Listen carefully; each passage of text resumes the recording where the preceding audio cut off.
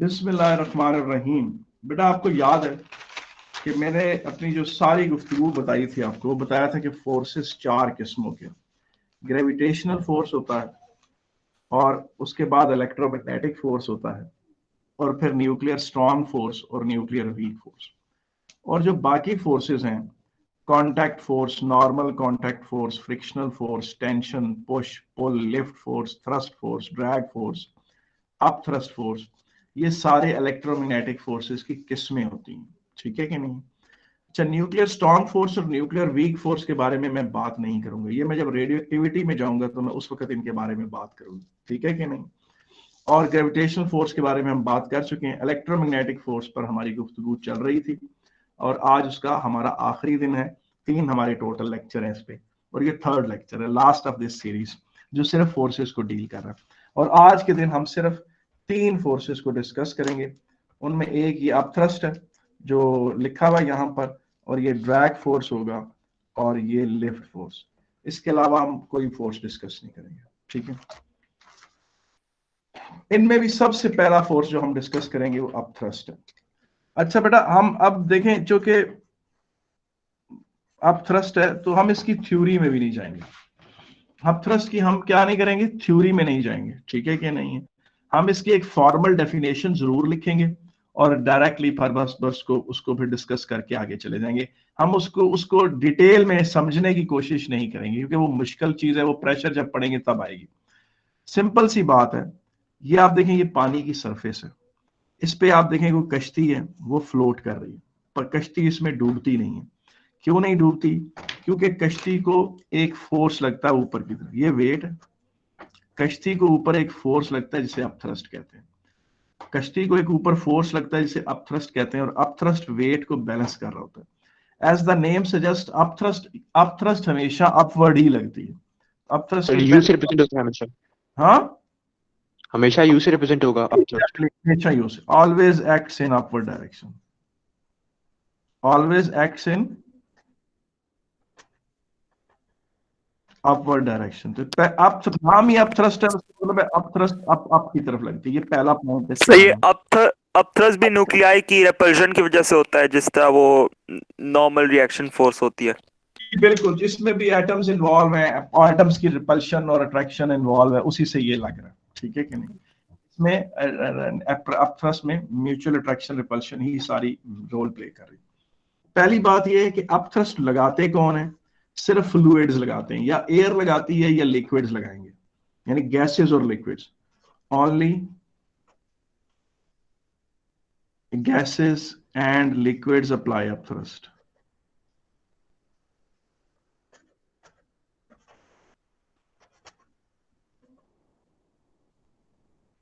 Only gases and liquids apply upthrust. इसका मतलब है आप पानी में है तो पानी आपके ऊपर एक अपवर्ड फोर्स लगाएगा। ठीक है कि नहीं? आप फर्श पे खड़े हैं ना, फर्श पे खड़े हैं तो फर्श आपके ऊपर अपथ्रस्ट नहीं लगाएगा। ठीक है ना? If you are standing on the ground तो ग्राउंड आपके ऊपर अपथ्रस्ट नहीं लगाएगी। ठीक है ना? तो सिर्फ फ्लूइड्स लगाते हैं। Only gases and liquids apply upthrust on anything which enters in their body. On anything specifically solid, specifically. Sir liquid पे अप थ्रस्ट लगा सकते हैं? लगाता है। इसलिए मैंने सॉलिड्स को ब्रैकेट में लिखा है, ये नहीं कहा कि, ठीक है, on anything which enters in them.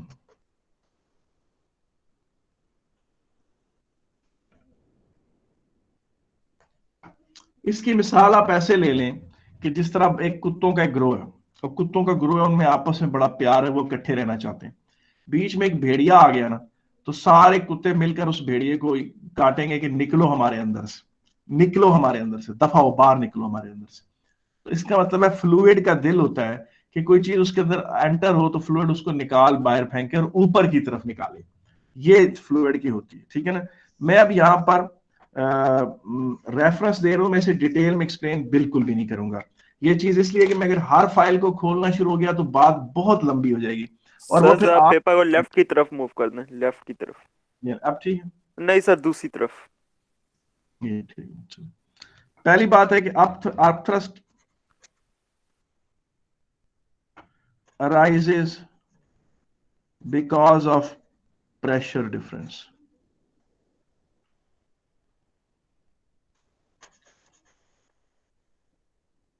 Pressure at the bottom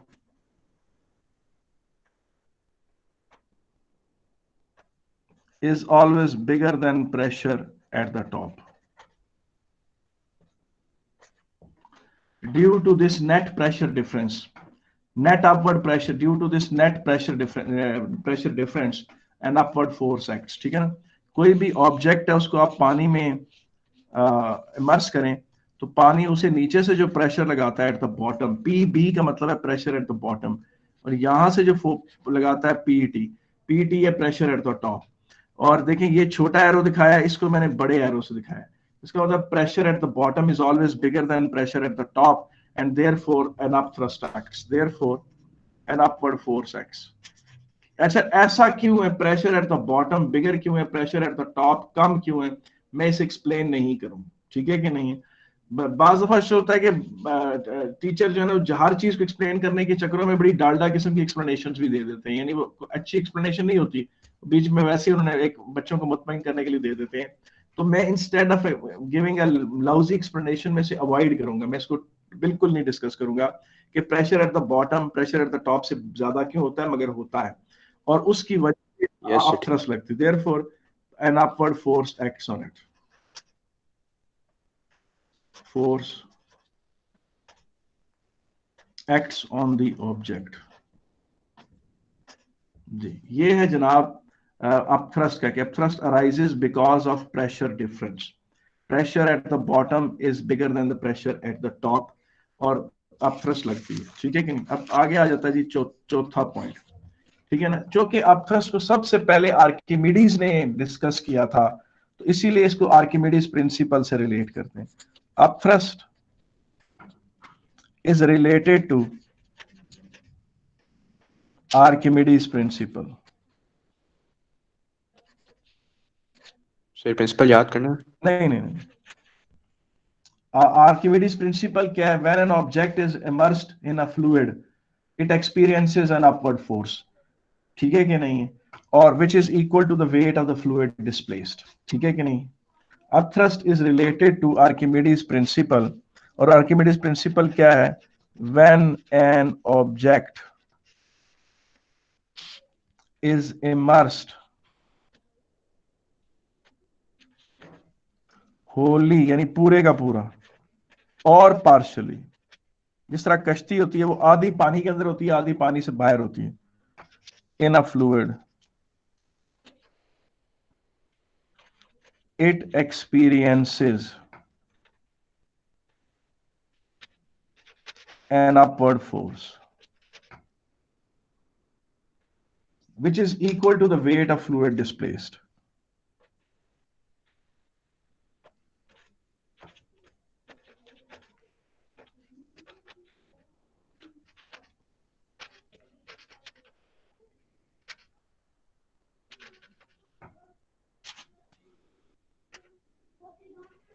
which is equal to the weight of the fluid displaced। या मैं थोड़ा सा इसे बड़ा करके लिख देता हूं, upthrust is equal to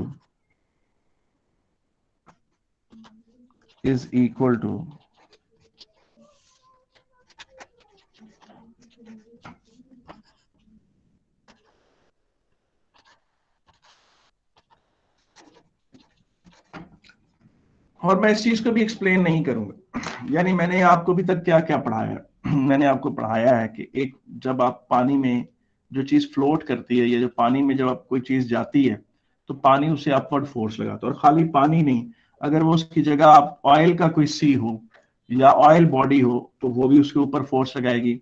अगर वो कोई शहद की कोई फ्लूइड हो, शहद हनी का पूरा एक फ्लूइड हो, उसके अंदर फर्ज करें कोई बॉल बेरिंग गिर गई है तो बॉल बेरिंग पे शहद एक अपवर्ड फोर्स लगाएगा और उस फोर्स को कहते हैं अपथ्रस्ट।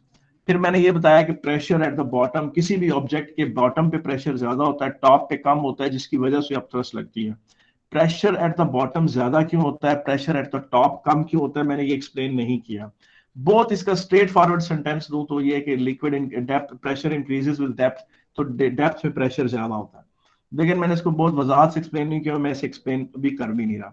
फिर मैंने एकदम कहा कि up thrust is equal to the weight of the fluid displaced. मैं इससे भी नहीं एक्सप्लेन कर रहा। आप कहेंगे सर आप फिर करना क्या चाह रहे हैं, आप इतनी बातें छोड़ के जा रहे हैं। उसकी वजह यह है कि मुझे सिर्फ उतना डिस्कशन चाहिए जिससे मेरे आपके सीआई के आपके क्वेश्चंस हल हो जाएं और सीआई में जो आपको इंफॉर्मेशन चाहिए वो पता होनी चाहिए।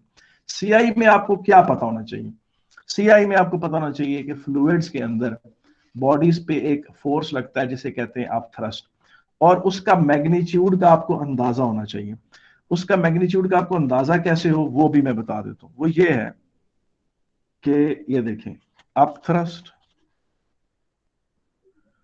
On object over weight of object is equal to density of fluid divided by density of object। ये क्या बात है? आप थ्रस्ट ऑन पेपर को जरा लेफ्ट की तरफ मूव कर दें। सर आपने 3 एरोज इसलिए लगाए हैं, ये आइडेंटिटी। चलो 2 एरो लगा दो, वो वैसे चले इस तरह से चले, ठीक। वो उसमें कोई इतनी बड़ी वो नहीं बेटा। Up thrust over weight is equal to density of the fluid. Density के लिए ये सिंबल इस्तेमाल होता है, तो ये ओवर डेंसिटी ऑफ ऑब्जेक्ट। एक मिनट रहेगा, wait sorry up thrust over weight is equal to density of the fluid divided by density of the object. ये चीज बस आपको पता नहीं चाहिए। सर अप थ्रस्ट और वेट इक्वल होते हैं तो ये डेंसिटीज भी फिर से इक्वल नहीं हो जाएंगी? आ रहा हूं मिस्टर, मैं सारी बात करता हूं, मैं सारी बात अभी करने लगा, ठीक है। ये देखें बेटा, वो मैं बताता हूं। ये देखो, ये यार एक स्टील का बॉल है। ये किसका बना है? स्टील का बॉल है, स्टील बॉल, ठीक है। स्टील की डेंसिटी कितनी है? स्टील की डेंसिटी कितनी है जी? कुछ आइडिया है आपको कितनी है? तो बता सकता है मुझे स्टील की डेंसिटी कितनी है? काफी मुझे भी नहीं याद। लेट्स से 9th हो, इसी के लगभग होगी जो मैं ये लिख रहा हूं ना, इसी के लगभग होगी डेंसिटी ऑफ द स्टील, इसी के लगभग होगी। मुझे भी याद नहीं है, लेकिन रफली 9000 kg पर मीटर क्यूब के बराबर होगी, ठीक है। अच्छा, ये है जी डेंसिटी ऑफ द ऑब्जेक्ट। 8000 है, गूगल कह रहा है। कितनी? 8050 यूनिट्स यही। चलो मैंने अपना अंदाजा, मेरा रफली ठीक था। 8000 kg डेंसिटी है फ्लूइड की स्टील की। और वाटर की डेंसिटी कितनी है? 1000। वाटर की डेंसिटी कितनी है? 1000। अब ये फार्मूला जो मैंने यहाँ सामने लिखा हुआ है, अगर मैं ये लगाऊं उसके ऊपर, तो up thrust over wait is equal to density of the fluid divided by density of the steel। तो ये होगा up thrust over weight is equal to 1/8, और up thrust is equal to 1/8 times the weight। ठीक है कि नहीं? up thrust is equal to 1/8 times the weight। आपको सिर्फ ये बात पता होनी चाहिए, आपको सिर्फ इतना पता होना चाहिए कि स्टील को जब पानी में इमर्स करेंगे तो क्या होगा। ये देखें, ये पानी की सरफेस है, ये स्टील बॉल को आपने इसमें छोड़ दिया, ठीक है। तो क्या होगा? तो व्हाट विल हैपन, वो ये होगा कि जनाब स्टील का वेट फर्ज करें 880 न्यूटन है, या फर्ज करें 8 न्यूटन। स्टील का वेट 8 न्यूटन है, लेट्स से स्टील बॉल का वेट क्या है? 8 न्यूटन है, फर्ज करें। तो इसे एक अपवर्ड फोर्स ऑलरेडी लगेगा जिसे आप अप थ्रस्ट कहते हैं, जो 1/8 टाइम्स इसके वेट के बराबर है, यानी कि वो 1 न्यूटन का एक फोर्स इसे ऑलरेडी लग रहा होगा। अभी इसने मूव करना शुरू भी नहीं किया तो तब भी इसे अप थ्रस्ट एक लग रही होगी जो 1 न्यूटन के बराबर होगी। जो किसके बराबर होगी? 1 न्यूटन के। अच्छा, अब जब ये स्टील बॉल नीचे गिरना शुरू करेगा तो गिरते गिरते एक वक्त आएगा जब ये कांस्टेंट स्पीड से नीचे गिर रहा होगा। गिरते गिरते एक वक्त आएगा जब क्या होगा? ये कांस्टेंट स्पीड। सर ये 1 न्यूटन कैसे हो गया? मैंने अभी आपके सामने ये फार्मूला लगाया है। Up thrust of on object is equal to weight of density of fluid divided by density of the object. ये बात बताइए, ठीक है कि नहीं बेटा? मैंने ये बात बताई है कि up thrust over weight is equal to the density of the fluid over density of the object. ये फार्मूला लगाया। फिर मैंने कहा स्टील बॉल की डेंसिटी, अभी मुझे मेरे ग्रेड स्टूडेंट ने बताया गूगल करके कि 8000 kg पर मीटर क्यूब। तो मैंने इस पर ये फार्मूला लगाया, अप थ्रस्ट की जगह अप थ्रस्ट रहने दिया, वेट ऑफ द स्टील यहीं रहने दिया, डेंसिटी ऑफ द फ्लूइड 1000 थी, पानी की डेंसिटी 1000 kg पर मीटर क्यूब होती है, स्टील की डेंसिटी 8000 होती है। तो अप थ्रस्ट ओवर W 1/8 आया, अप थ्रस्ट 1/8 टाइम्स W आ गया। फिर मैंने कहा कि अच्छा अगर ये स्टील बॉल है और इसका वेट 8 न्यूटन है, इसका वेट अगर 8 न्यूटन है तो इस पर एक अप थ्रस्ट लगेगी जो 1/8 टाइम्स द वेट होगी। वेट की जगह अगर आप 8 न्यूटन पुट करें, क्या पुट करें 8 न्यूटन, 8 से कट गया तो 1 न्यूटन आ गया। ठीक है बेटा? ठीक है, अब समझा दियो, 8 पुट किया है ना। अच्छा अब होगा क्या, जब ये नीचे गिरेगा, गिरते गिरते ये काफी नीचे जा चुका होगा, तो ये कांस्टेंट वेलोसिटी से मूव कर रहा होगा। किससे मूव कर रहा होगा? कांस्टेंट वेलोसिटी से। और कांस्टेंट वेलोसिटी से जब ये मूव कर रहा होगा, इसका वेट 8 न्यूटन नीचे की तरफ होगा। इसका वेट क्या होगा? 8 न्यूटन नीचे की तरफ होगा। और इस पर 1 न्यूटन की अपथ्रस्ट लग रही होगी, इस पर 1 न्यूटन की अपथ्रस्ट लग रही होगी, और बकाया 7 न्यूटन का ड्रैग फोर्स लग रहा होगा। 7 न्यूटन का क्या लग रहा होगा? ड्रैग फोर्स लग रहा होगा। Viscous drag, water resistive force, water resistive force. और जब ये कांस्टेंट से गिर रहा है तो weight is equal to upthrust plus drag force, ये लग रहा होगा। Weight is equal to upthrust plus drag force, ये यूं लग रहा होगा और ये नीचे गिर रहा होगा। जब ये समुंदर के बिल्कुल बॉटम पे जाके टच कर देगा, बॉटम पे जाके गिर जाएगा, स्टील बॉल बॉटम को, सी के बेड को टच कर देगा, तो उस वक्त बेटा इस पर इसका वेट एक्ट कर रहा होगा 8 न्यूटन। अप थ्रस्ट इस पर बदस्तूर लग रही है 1 न्यूटन, और ड्रैग फोर्स अब कोई नहीं क्योंकि ये मूव नहीं कर रहा। तो इसको ग्राउंड, ये जो सी बेड है, ये अपवर्ड एक फोर्स लगाएगा जिसे नॉर्मल कांटेक्ट फोर्स कहते हैं, और वो 7 न्यूटन का होगा, जिसे क्या कहेंगे? Normal reaction force, normal contact force, contact force. जी मैं दोबारा बता दूं सारी बात? सर 2 मिनट बस लिखने दें। ये रिकॉर्ड हो रहा है, आपको मिल जाएगा, आप सुकून से लिख लीजिएगा उसको। जी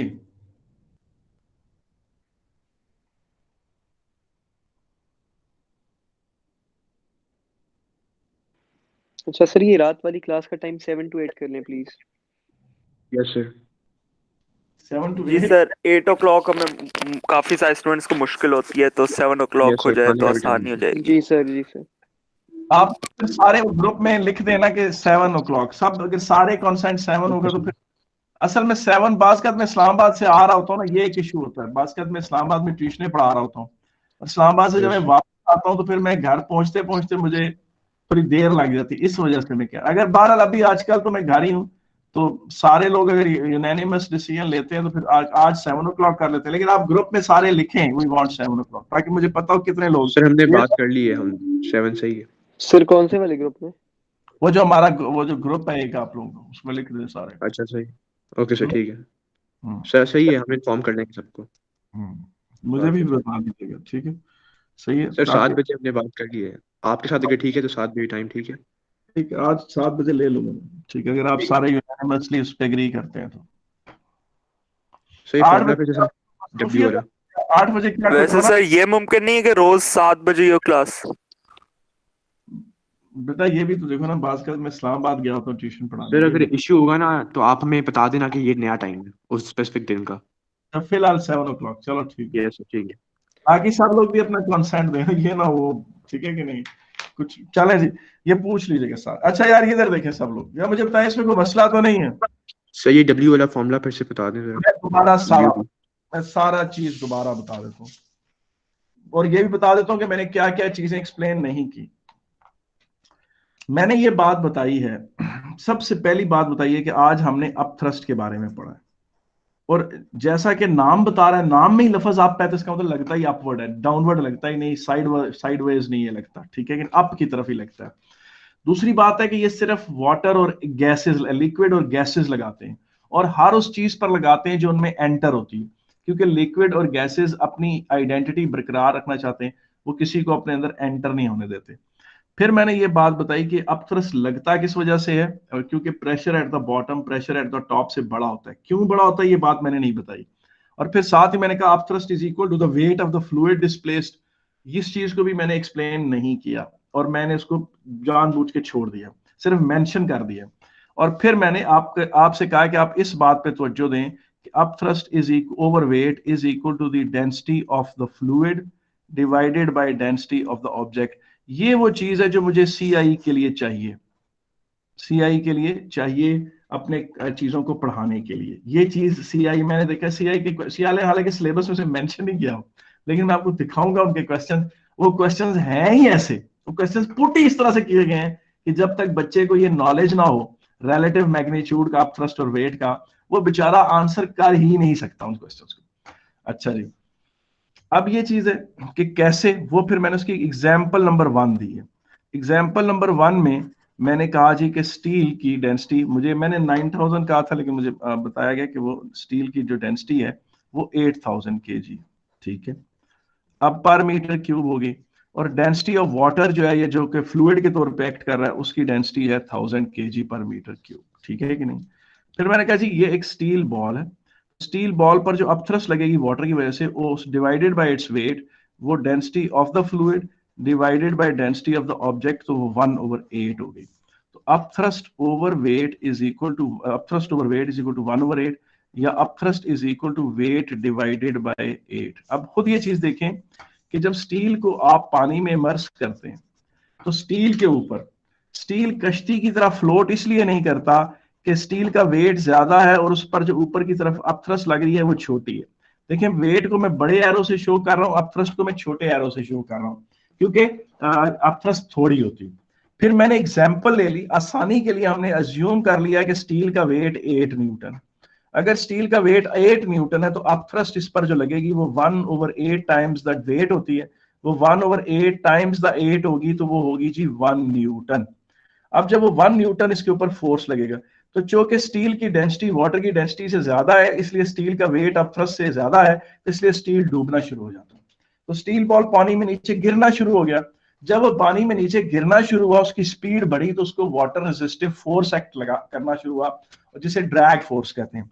तो जब स्टील पानी में नीचे गिर रहा था, काफी उसको देर हो गई थी, 200 फीट नीचे जा चुका था, तो जब वो वहां पहुंचा तो उसकी स्पीड नीचे कांस्टेंट थी, कांस्टेंट टर्मिनल वेलोसिटी के साथ नीचे गिर रहा था, कांस्टेंट टर्मिनल वेलोसिटी के साथ नीचे गिर रहा था। अच्छा, जब वो कांस्टेंट टर्मिनल वेलोसिटी के साथ नीचे गिर रहा था, तो उसका वेट 8 न्यूटन नीचे एक्ट कर रहा था, अब थ्रस्ट उसको 1 न्यूटन की लग रही थी, और उसके ऊपर की तरफ एक ड्रैग फोर्स लग रहा था, जिसको डी से रिप्रेजेंट करते हैं, या बाज दफा लोग आर डी से भी रिप्रेजेंट करते हैं, मुख्तलिफ, लेकिन ड्रैग फोर्स लग रहा था, और वो था 7 न्यूटन का। क्योंकि जब बॉडी कांस्टेंट वेलोसिटी से नीचे गिरती है, तो उस पर नेट फोर्स 0 होता है, उसका total upward force total downward force के बराबर होता है, total downward force total upward force के बराबर होता है। 8 न्यूटन नीचे की तरफ एक्ट कर रहा है, और अप थ्रस्ट ऊपर की तरफ एक्ट कर रही है, और जब वो जा रहा है तो उसका वेट बराबर है up thrust plus drag force के। वेट अगर 8 है, अप थ्रस्ट 1 है, ड्रैग फोर्स 7 है। और अगर वेट 80 होगा, तो अप थ्रस्ट 10 होगी, ड्रैग फोर्स 70 होगी। वेट अगर 800 होगा, तो अप थ्रस्ट 100 होगी, और ड्रैग फोर्स 700 होगा। यही नीचे जब वो फ्लोर को टच करता है, तो ड्रैग फोर्स रिप्लेस हो जाएगी कांटेक्ट फोर्स। मैं आला बात कर दी आपने, मेरे मुंह से बात छीन ली। बिल्कुल जो ही वो ग्राउंड को टच करता है, नीचे जाकर सी में नीचे खड़ा होता है, तो आप ये चीज देखो कि यहां पर उसका वेट एट 8 न्यूटन नीचे एक्ट कर रहा है, अप थ्रस्ट बदस्तूर लग रही है 1 न्यूटन, ड्रैग फोर्स खत्म हो चुका है, और जब ये यहाँ रुका हुआ है, अभी रुकी हुई हालत में, जब रुके हुए से देर हो चुकी है, तो इसे 7 न्यूटन का नॉर्मल कॉन्टैक्ट फोर्स लग रहा है। ठीक है, इससे ये बात पता चली, बेटा एक बात और भी पूछे पता चली, वो पूछे वो क्या बात पता चली, वो ये बात पता चली कि आप आम ग्राउंड पर कोई स्टील का ऑब्जेक्ट पड़ा हुआ हो ना, उसे आपने उठाना हो, तो आपको उसके वेट के बराबर, मसलन फर्ज करें वो 800 न्यूटन का ऑब्जेक्ट है, तो आपको भी ऊपर की तरफ 800 न्यूटन लगाने पड़ेंगे तो वो उठेगा, ठीक है कि नहीं। मगर वही स्टील का ऑब्जेक्ट पानी की तह में पड़ा हुआ हो ना, तो उसको 800 न्यूटन का वेट उसका ऊपर नीचे लग रहा होता है, लेकिन उसके ऊपर पानी 100 न्यूटन ऊपर लगा रहा होता है, तो आपको अब सिर्फ 700 न्यूटन लगाने हैं उसे ऊपर उठाने के लिए।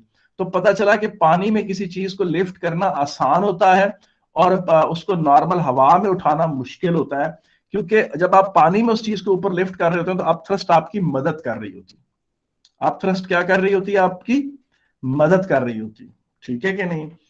ये चीज सर ये W is equal to U plus D वाला नहीं समझ आया। कौन से वाला? ये वाला बेटा। जी देखो जब वो मैंने अभी ये बात शुरू, उससे पहले मुझे बताओ कि ये बात तुम्हें समझ में आ गई कि सबसे पहली बात ये समझ में आ गई कि जी पानी सर वो सारा समझ आ गया। ये चीज भी समझ आई है। जी ये भी आ गया। तो देखो ये बात ये आ गई। हाँ, जी समझा गई। वेट 8 न्यूटन है अगर, और आप थ्रस्ट 1 न्यूटन लग रही है, तो अब जब तो उसको ये नीचे गिरना शुरू होगा तो आस्ता आस्ता इसकी स्पीड बढ़ेगी तो एयर रेजिस्टेंस बढ़ेगी, यानी वाटर रेजिस्टिव फोर्स बढ़ेगी। वाटर रेजिस्टिव फोर्स बढ़ते बढ़ते एक स्टेज ऐसी आएगी जब डाउनवर्ड फोर्स अपवर्ड फोर्स के बराबर हो जाएगा और बॉडी जो है वो कांस्टेंट वेलोसिटी से नीचे गिरेगी। जब बॉडी कांस्टेंट वेलोसिटी से नीचे गिरेगी तो अब ड्रैग फोर्स बढ़ते बढ़ते फिर किसके बराबर हो जाएगा? 8 नीचे लग रहा है, 1 ऊपर लग रहा है, तो ड्रैग फोर्स 7 न्यूटन के बराबर हो जाएगा। तो जब बॉडी कांस्टेंट वेलोसिटी से नीचे गिर रही होगी तो weight will be equal to up thrust plus drag force. 8 newton का वेट है, 1 न्यूटन का अप थ्रस्ट है, ड्रैग फोर्स फिर बेटा 7 न्यूटन का हो जाएगा, और टोटल जो फोर्स है नेट फोर्स उस पर 0 हो जाएगी, क्योंकि वो कांस्टेंट वेलोसिटी से नीचे गिर रहा है। कांस्टेंट वेलोसिटी से नीचे गिर रहा है तो एक्सेलरेशन बेटा उसकी 0, एक्सेलरेशन उसकी बेटा क्या है? 0। मुझे याद sir 8 is equal to 1 plus 7 जब लिखा है तो 7 ड्रैग फोर्स है, अप प्लस 1 है, तो उसके बाद 80 आपने एग्जांपल दिया ना कि अगर 80 है वेट। मैंने कहा अगर वेट 80 न्यूटन होता, अगर वेट 80 तो अप थ्रस्ट फिर 10 न्यूटन होती, क्योंकि अप थ्रस्ट स्टील के मामले में, किसी और के मामले में नहीं, सिर्फ स्टील के मामले में वेट का 1/8 होती है। वेट का क्या होती है? 1/8 होती है, और फिर बाकी 70 न्यूटन का ड्रैग फोर्स बन जाएगा। और अगर वेट 800 होता तो अब थ्रस्ट ने 100 होना था और स्टील ड्रैग फोर्स ने 700 न्यूटन होना था। ये मतलब एग्जांपल्स दी हैं मैंने अदर देन दिस। अभी नहीं समझ आई?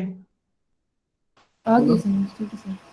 अच्छा अब आगे चीज देखें कि एग्जाम्पल स्टील की से शुरू हुई थी बात, अभी चलते हैं जी उसके ऊपर, मछली के ऊपर। एग्जाम्पल 2, ये पेपर का क्वेश्चन है जो मैं अभी आपके सामने रखने लगा हूं, और एडेक्सल का है, कैम्ब्रिज का नहीं है, ठीक है कि नहीं है। और सन कहते हैं तो सन भी बता देता हूँ, रफली 98 का जमाना है इसका क्वेश्चन का। आप ये देखें, वो कहता है जी कि ये पानी है, ये एक बंदा कश्ती में खड़ा हुआ है ऐसे, ठीक है कि नहीं है, और यहां पर एक मछली है। कहता है मछली उसने पकड़ ली, मछली कहता है बड़ी सी है, अब उसने मछली बड़ी खूबसूरत बनाई हुई थी, मेरे से इतनी अच्छी बनती नहीं। कहता है ये रस्सी ऐसे उसके साथ। जी जी मैं सुन। थ्रस्ट में एयर क्यों नहीं लगती? क्या नहीं लगती? एयर, हाँ एयर में नहीं लग, क्यों नहीं लगती? जी मैं अभी उसकी बात करता हूं। मैं बेटा अभी अब थ्रस्ट इन एयर के भी डिस्कस करूंगा, don't worry, I am going to discuss अब thrust in air as well, ठीक है बेटा। इस मछली का वेट नीचे की तरफ है W, ठीक है कि नहीं। अब इस मछली को अब थ्रस्ट ऊपर की तरफ लग रही है और टेंशन T भी लग रही है रस्सी की, ठीक है कि नहीं। अब पेपर का क्वेश्चन ये था कि अमूमन कहता है कि इस बंदे के पास जो रस्सी थी वो कमजोर थी। उसने कहा ये बंदे के पास जो स्ट्रिंग थी, ये स्टिक है, इस स्टिक के साथ जो नीचे स्ट्रिंग बंधी हुई है, जो कांटा मछली के मुंह में छुपा हुआ है, जो फंसा हुआ है, उसने कहा कि ये स्ट्रिंग बंदे के पास कमजोर थी। कहता है बंदा जब तक तो मछली को पानी से बाहर खींच रहा था, मछली बाहर आ गई थी, मगर कहता है जो ही उसने उसे बाहर निकाला ऐसे ऐसे करके, मछली उस स्ट्रिंग के साथ ऐसे अकेली लटकी तो रस्सी टूट गई। उसने कहा क्यों? ये क्वेश्चन था जी, बता सकते हैं कि क्यों टूटी? दोबारा क्वेश्चन दोहरा देता हूं। जी सर रिपीट करने क्वेश्चन में कह रहा था। क्वेश्चन ये है, कहता है मछली यूं थी, कहता है ये जो ये स्ट्रिंग बंधी हुई है, ये स्टिक है, और ये बंदा खड़ा है ये कश्ती में। ये मछली कहता है बड़ी मछली पकड़ ली उसने, कहता है जो ही मछली पानी से बाहर आई तो ये रस्सी टूट गई, ये स्ट्रिंग टूट गई। क्यों? सर अब थ्रस्ट खत्म हो सर जाता क्योंकि है। अब थ्रस्ट खत्म हो गया तो उसका वेट ये शायद ज्यादा वेट हो गया, पता नहीं। ये वेट है, ये अब टेंशन लग रही है, अब आप थ्रस्ट नहीं लग रही। टेंशन अकेली को वेट उठाना है। सर अब थ्रस्ट पहले थोड़ा सा निगेट कर देती थी वेट को, अब या हेल्प कैंसिल आउट कर दी थोड़ा बहुत वेट। अब उस वक्त टेंशन और अब थ्रस्ट मिलाकर वेट को वो कर रहे थे, हेल्प कर रहे थे। अच्छा आप ये फर्ज करें, मैं आपको एक बात बताता हूँ, इसकी वजह से अगर आपने ये बात, ये बड़ी मूवीज के अंदर आपने ये सीन भी देखा होगा, होता ये है कि ये कोई कश्ती है, ठीक है कि नहीं, यहाँ पर कोई बंदा डूब रहा है, क्या है, कोई बंदा डूब रहा है ऐसे अंदर, इस बंदे ने हाथ से उसको पकड़ लिया, एक बंदे ने, यहाँ एक बंदा खड़ा है वो उसको पकड़ लेता है। जब तक तो ये बंदा पानी के अंदर होता है तो इस बंदे को देखें, इसका वेट नीचे एक्ट कर रहा है, इसे अब थ्रस्ट लग रही है ऊपर की तरफ, इस बंदे के लिए इसे ऊपर की तरफ खींच के लाना बड़ा आसान होता है क्योंकि अब थ्रस्ट हेल्प कर रही होती है। फिर आखिरी स्टेप में जब ये बंदा पानी से निकलकर कश्ती पे चढ़ने लगता है तो अक्सर दोबारा गिर जाता है या इस बंदे का हौसला टूट जाता है।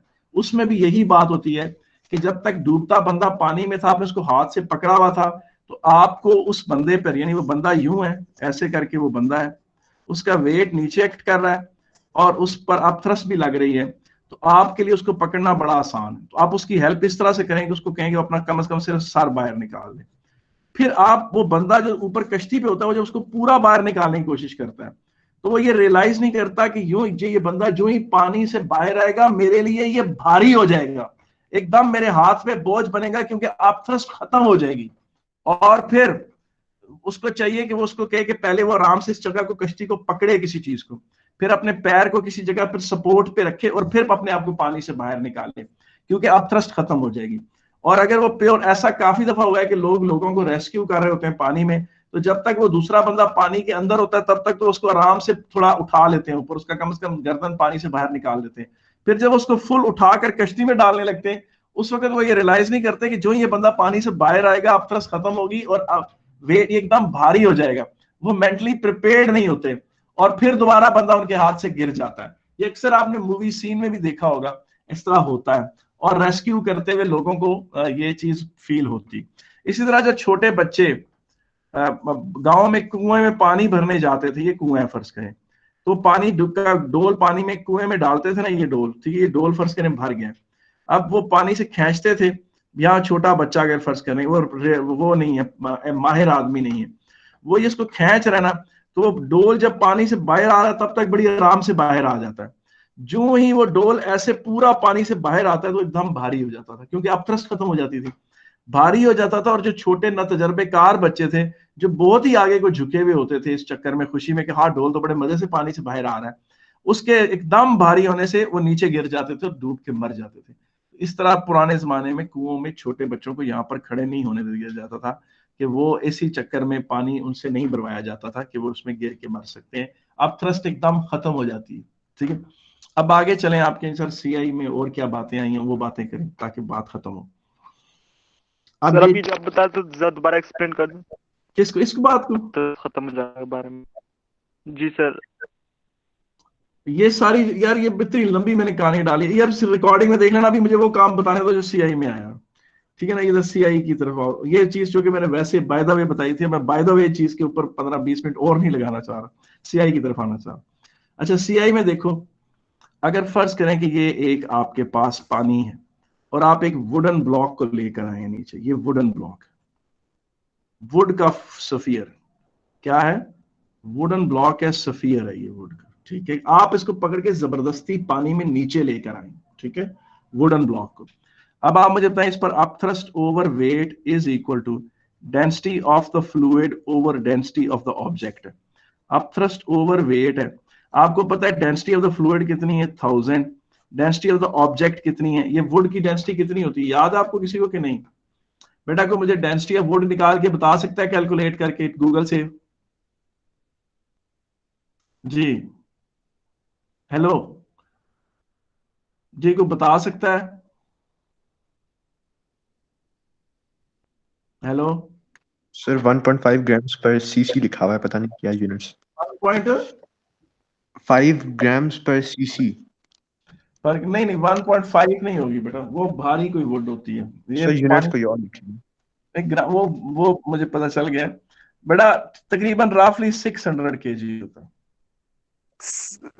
600 kg पर मीटर क्यूब। 485 टू 565 रेंज दी हुई है।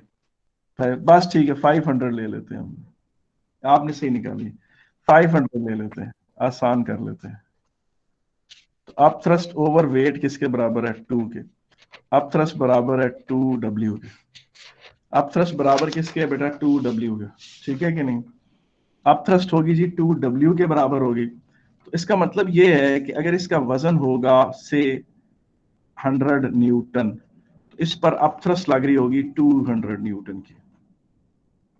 और अब आप इसको छोड़ेंगे तो ये फौरन ऊपर की तरफ जाएगी, फौरन ऊपर की तरफ जाएगी। और जब ये ऊपर की तरफ जा रही होगी और फर्स्ट के ऊपर जाते जाते इसने कांस्टेंट स्पीड अचीव कर ली है, तो क्या होगा, अप थ्रस्ट ऊपर की तरफ लग रही है, वेट नीचे की तरफ लग रहा है, तो ड्रैग फोर्स भी नीचे की तरफ लग रहा है। अगर ये कांस्टेंट स्पीड से ऊपर की तरफ जा रही है तो up thrust is equal to weight plus drag force. Up thrust is equal to weight plus drag force. जी मुझे बताएं, इसमें कोई मसला तो नहीं है जी? जी यहां तक ठीक है कि नहीं? हेलो? Yes sir. और फिर जब वुडन ब्लॉक उधर आके फ्लोट करना शुरू कर देता है, जरा आधा बाहर होता है आधा अंदर होता है, तो फिर उसके वेट के बराबर उसे अप थ्रस्ट लगती है, सिर्फ उतनी अप थ्रस्ट लगती है जो उसके वेट के बराबर होती है। तो फ्लोटिंग ऑब्जेक्ट चूंकि जब कश्ती है, कश्ती सारी की सारी तो पानी को डिस्प्लेस नहीं ना करती, कश्ती की तो डेंसिटी कम होती है, तो कश्ती को थोड़े पानी को डिस्प्लेस करती है, थोड़ा पानी डिस्प्लेस करती है, तो कश्ती का वेट ये है और फ्लोटिंग अप थ्रस्ट ऊपर है। ये जो मैंने फार्मूला आपके ऊपर लगाया था ना, ये वाला फार्मूला, ये उन ऑब्जेक्ट्स पर अप्लाई नहीं होगा जो आधे पानी के अंदर है और आधे पानी से बाहर है। तो इसका मतलब है कि ये वाला जो फार्मूला है, up thrust over weight is equal to density of the fluid over density of the object, ये फार्मूला उन पर अप्लाई नहीं होगा जो फ्लोट कर रहे हैं, जो क्या कर रहे हैं, फ्लोट कर रहे हैं। उसकी वजह यह है कि फ्लोटिंग की हालत में उन्होंने कंप्लीटली पानी को डिस्प्लेस किया है, वो कंप्लीटली पानी के अंदर गए ही नहीं, उन्होंने सिर्फ उतना पानी डिस्प्लेस किया है जो उनके वेट के बराबर था, और उनको उतनी अप थ्रस्ट मिल जाए जो वेट के बराबर थी, तो उन पर यह फार्मूला नहीं अप्लाई होगा जिन जो फ्लोट कर रहे हैं। आगे देखें, मैं सिर्फ बेटा अपनी गुफ्तगू को सीआई तक महदूद रखना चाहता हूं, क्योंकि अगर मैंने वैसे बात फैलाऊं तो फिर बात बहुत फैल जाती है, और सीआई को ये क्वेश्चन असूलन नहीं पूछने चाहिए थे, क्योंकि ये सवाल अगर इनके जवाब ऑनेस्टली दिए जाए तो ये बहुत डिटेल है, बहुत ज्यादा डिटेल है। यानी जो बच्चे 2-3 दिन अप थ्रस्ट पढ़ते रहे सिर्फ वो ये जवाब दे सकते थे जो सीआई ने पूछा। ठीक है, वो देखें वो क्या है। आपने हेल स्टोन का नाम सुना है जी? बेटा हेल स्टोन क्या होता है? यार हेल स्टोन क्या होता है? हेलो जी बेटा, यार कोई बता नहीं रहा हेल स्टोन क्या होता है। सर वाटर, सर वो ओले जो पड़ते हैं, वाटर ड्रॉपलेट से फ्रीज हो जाते हैं। अच्छा, हेल स्टोन की डेंसिटी कितनी होती है? हेल स्टोन की डेंसिटी कितनी होती है? रफली 900 kg पर मीटर क्यूब नहीं होती है? अभी जस्ट ग्रेट जी सर। जो डेंसिटी बताई थी हेल स्टोन की डेंसिटी इतनी होती। एयर की डेंसिटी कितनी है? यार एयर की डेंसिटी कितनी है?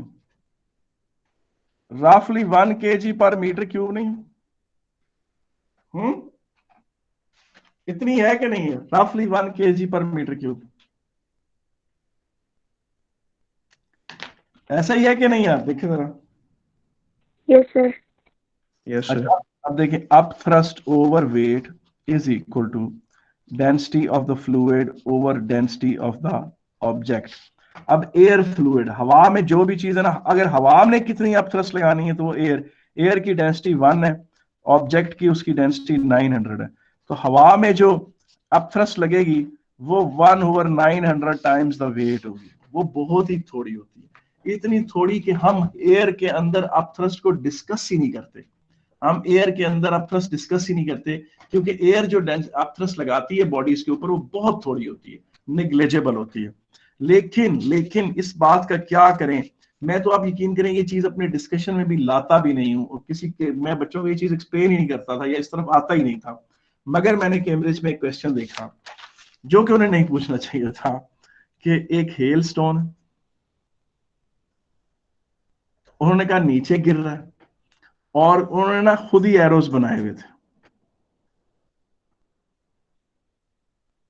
ये ड्रैग फोर्स ऊपर बड़ा सा बना दे और फिर इस तरह करके एरोस बनाए हुए थे, ये वेट है, ये आप सर हवा में गिर रहा है। हाँ क्या कह रहे सर हैं? हवा में गिर रहा है। हवा में गिर, एयर में गिर रहे हैं।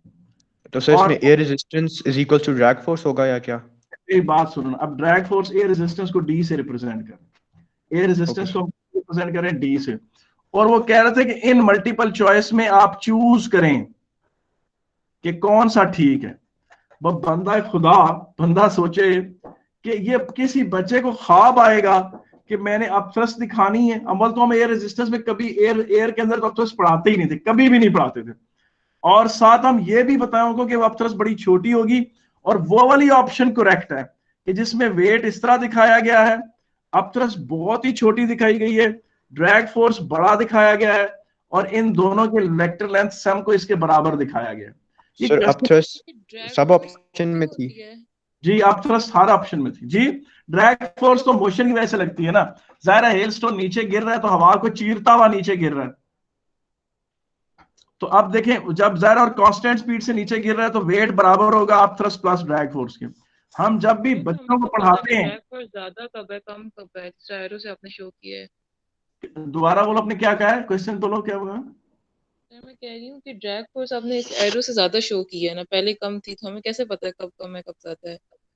उसने कहा था टर्मिनल वेलोसिटी आ चुकी है, टर्मिनल वेलोसिटी का जिक्र करके उसने पूछा था। अब जब टर्मिनल वेलोसिटी आ गई तो ये टोटल फोर्स है, इस एरो की लेंथ इन दोनों एरोस की सम के बराबर होनी चाहिए, और ये भी बताना था कि अपथ्रस्ट बहुत छोटी होती है। हम बेटा जब बच्चों को पढ़ाते हैं ना एयर रेजिस्टेंस के हवाले से, body falling with air resistance, आप यकीन करें हम उसमें ये वेट का जिक्र करते हैं या ड्रैग का जिक्र करते हैं, हम अपथ्रस्ट का कभी जिक्र नहीं करते, क्योंकि अपथ्रस्ट जो एयर में लगती है वो बहुत नेग्लिजिबल है, हम उसकी बात भी नहीं करते। मगर कैम्ब्रिज ने जो कि ये क्वेश्चन पुट कर दिया था, ये मैं आपको दिखाऊंगा क्वेश्चन, मैं इसका जिक्र करूंगा, मैं मजबूर हो गए कि हम टीचर के फिर अब हम इसका भी जिक्र करें, और फिर अपथ्रस्ट बजाते खुद एक इतनी डिटेल कॉन्सेप्ट है, तो मतलब ये था कि वो छू के चले जाते हैं किसी ऐसी चीज को और हमें मुसीबत में डाल देते हैं, क्योंकि फिर उस जिस चीज को वो छू के टच करके 1 या 2 नंबरों के लिए गए होते हैं, उसकी एक्सप्लेनेशन देने हमें फिर अच्छी खासी टीचरों को खप पड़ती है कि क्या चीज छोड़ें क्या चीज ना पढ़ाएं, और अगर पढ़ाएं तो कितनी डेप्थ में जाके पढ़ाएं। अच्छा अब ये चीज देखें, उसके बाद अगली बात, आखिरी बात करके मैंने अपना लेक्चर खत्म भी करना है आज का। हॉट एयर बलून को लगती है सिग्निफिकेंट एयर थ्रस्ट, ये देखें हॉट एयर बलून, ये है जी हॉट एयर बलून, ये वाहिद चीज है, this is the only thing in air जिसे सिग्निफिकेंट आप थ्रस्ट लगती है। भला क्यों? उसकी वजह है कि इसकी अपनी इसमें जो एयर होती है उसकी डेंसिटी कम होती है, लेट से 0.80 उसकी केजी डेंसिटी, बाहर जो एयर है उसकी डेंसिटी 1 kg पर मीटर क्यूब है, और इसमें जो हॉट एयर है उसकी 0.8 kg पर मीटर क्यूब है।